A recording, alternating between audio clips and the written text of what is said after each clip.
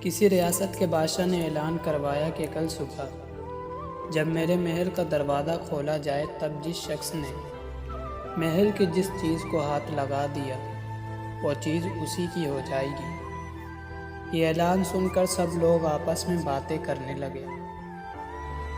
کچھ نے کہا سونے کو ہاتھ لگانا چاہیے، کچھ نے قیمتی زیورات و جوہرات کو، تو کچھ نے گھوڑوں اور ہاتھیوں کو چھونے کی بات کی۔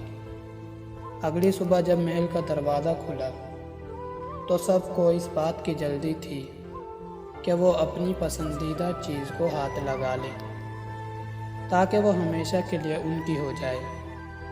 بادشاہ اپنی جگہ بیٹھا سب کو دیکھ رہا تھا کہ اتنے میں بھیڑ میں سے ایک شخص چلتا ہوا بادشاہ کی طرف بڑھا اور بادشاہ پر ہاتھ رکھ دیا۔ بادشاہ پر ہاتھ رکھنا تھا کہ بادشاہ سمیت ساری بادشاہی بھی اس کی ہو گئی اور لوگ چھوٹی چھوٹی چیزوں کو منتخب کرتے رہ گئے۔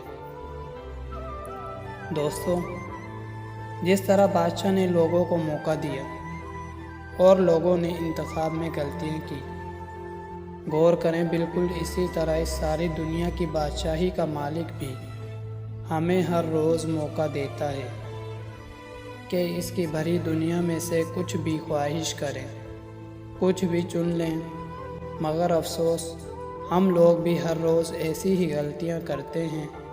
ہم اللہ کو حاصل کرنے کی بجائے اس کی بنائی ہوئی دنیاوی چیزوں کی خواہش کرتے ہیں، ان کو چنتے ہیں، کبھی یہ نہیں سوچتے کہ دنیا بنانے والے مالک کو پا لیں، اس کی رضا کو حاصل کر لیں، اس کو چن لیں۔